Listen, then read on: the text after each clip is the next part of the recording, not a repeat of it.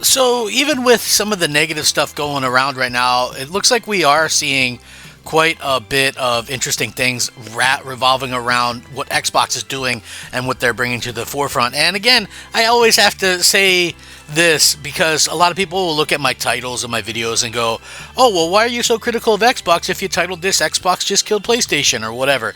You know, that's kind of the joke of the thing, right? I'm like kind of making fun of mainstream media and how they always go one extreme to the other. And that's something that I've kind of always done on this channel.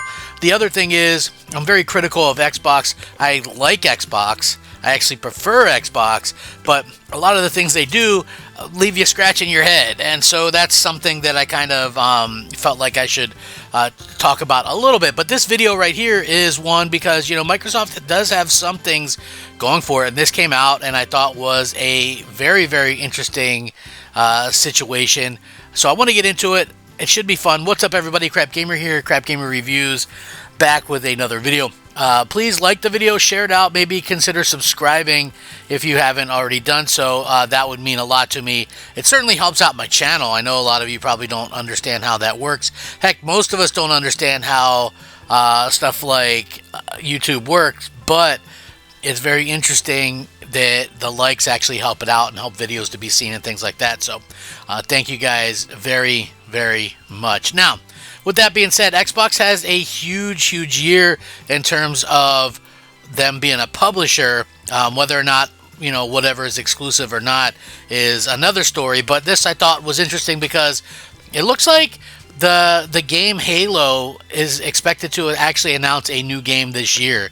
What's going to be interesting is who they announced the game for, whether or not it's exclusive. I know some people... And listen, if you're a person that was drawn to Xbox and has been with Xbox for a long time, and one of the reasons why you are an Xbox fan is because of Halo, and Halo goes to PlayStation and Nintendo, and that's it for you, like, you're fully, like, I back that, you know what I'm saying? Like, I can understand that completely. I don't know if it makes sense to get rid of, you know, your Xbox right now, you know, sort of where we are in the generation, you know, as we're in year 5 now. I don't think that it makes sense to maybe just like, oh, okay, let me sell off my Xbox or whatever, you know, because you could still get a chance to, you know, play these games and things like that. And, you know, I think there's also some benefit to that. Like, I'm not like the type of person that pushes Game Pass nonstop or anything like that, but it is a very good deal. And not only is Game Pass a good deal, but, you know, if you treat your Xbox as sort of like this box that does these rentals, then I think you're in, you know, pretty good shape. To be honest with you, you're not really losing anything if Microsoft should happen to kind of close up shop. You know, I feel like that is a thing that, you know, could be extremely beneficial, at least for the foreseeable future, is that, you know, Xbox will probably stick around for at least somewhat of a bit longer, you know what I mean? And, you know, again, I always feel like, you know, Microsoft always makes a move and then kind of screws themselves over with a really bad move or whatever the case may be. But, you know, here's hoping that they can actually, you know, make some right moves here. You know, I personally think that it's a huge mistake to put Halo on anything other console but your own. But anyway, according to this, a new claim states that Halo Studios is seemingly gearing up to announce a new Halo game this year. Spotted by GameRanks and an industry insider, Rebs Gaming, recently spoke about an imminent announcement of an upcoming Halo game. The tweet revealed that the studio has been playtesting future games for the franchise on a weekly basis, adding, quote, they are as far in as development. Since they are this far in development, I expect at least one new Halo game announcement this year. So the details about the unannounced Halo game come from this. I posted earlier in the week, which he discussed a new Halo Studios playtest lab. The new initiative was revealed through a LinkedIn post about a centralized testing place that can host staff from different departments so they can playtest games together, share ideas, and build better relationships. Also mentioned another hint about the unannounced Halo game in the same post. The support, safety, and playtest manager, Susan Bunch, stated that the teams have hosted a playtest session for the artists and designers to come in and play similar maps in production. Based on this, the insider speculates that we might receive a reveal pretty soon if maps for the upcoming Halo title are already in productions.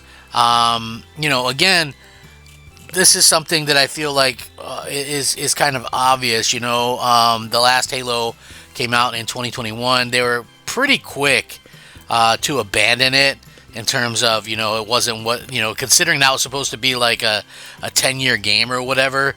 I do feel like they pretty much abandoned it rather quickly and, kind of moved on from the content. Like, I don't think that it was bad. Like, I thought the multiplayer was decent, but it's just, I'm not sure that game resonates with people, like, no matter where you put it. It's like got a nostalgic feel, and the people that have nostalgia maybe will play it right away, but it's like, most people were pretty quick to kind of, cast it aside, and they kind of rebooted the single player or whatever, and I feel like it didn't really do much of a good job of kind of keeping people in there. So we'll see. Like I said, it really kind of depends on like how the fans look at these things, and if it's something that gamers are super interested in or not. You know what I mean? Like I think that's important to kind of take into consideration. I think Halo, if it goes into something other than Xbox, like if it goes to PlayStation, just like, what I think, and I'm a big Gears of War fan, and you might not agree, but I felt like once Gears of War went to PC, it really kind of killed what was special about it, and that's not a knock on, it's just like, I knew that game was never going to do anything on PC, right? And it's just like, I don't think Halo would do anything on PlayStation, I don't think Halo's going to do anything on Switch. I just think that, at the end of the day, we kind of live in a world where Halo is kind of an old school game, and like I mentioned this, I was on Mooch's podcast the other day, and we were talking a little bit about Halo. It's never going to be like how it was with Halo 3, where millions of people were playing it at the same time on Xbox 360 alone. We're never going to see that again. If you let a kid today, like if I let my youngest play Halo, right, Halo 3, he's going to get bored of it after 5 minutes, maybe less. Because the people that are into Fortnite and Apex Legends and, all that kind of stuff, they're not going to enjoy Halo, right? It's very much an old school thing, even though they tried to update it with certain things. But at that point, is that even Halo anymore? I think that's kind of a big question that a lot of people kind of ask themselves, and we'll have to wait and see. Like I think Halo can find its spot, but I don't think you have to put Halo everywhere for it to do that. I just think you need to have a good Halo game, and that's something that they've kind of struggled with over the years, and so hopefully they can kind of get that worked out before too long and make sure that people have the quality there, because that's the thing that they're missing. Like 343 did, I don't want to say a terrible job, but it's like they never did a complete job in my opinion. They put out Halo 4, which I thought had probably the best campaign, but the multiplayer is probably one that people looked at as the worst. Halo 5 came out and had like an awful campaign, but eventually ended up having some pretty decent multiplayer. Halo Infinite, it had a campaign that had some glimpses there, but clearly was a product of having a lot of things cut and being rushed. And the multiplayer was fun, but again, they didn't have any content. Like if you come out with a game that's supposed to be, this and this for so many years, and you're going to sell people battle passes and things like that, you better have the content ready to go. I've always said this: if you release a service game like that, you better have content to go almost right away, right?